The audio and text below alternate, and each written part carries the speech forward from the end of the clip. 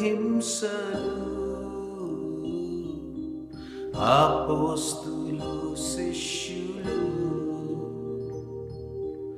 అపనిందలు హింసలు అన్నిటి భరించిరి అన్నిటి భరించిరి ఆత్మలను రక్షించిరి ఏది నీ సాక్ష్యము ఏది నీ త్యాగము యేసు వార్తను చాటింపను ఎలా నిర్లక్ష్యము లేచిరారము క్రైస్తవ ఏది నీ సాక్ష్యము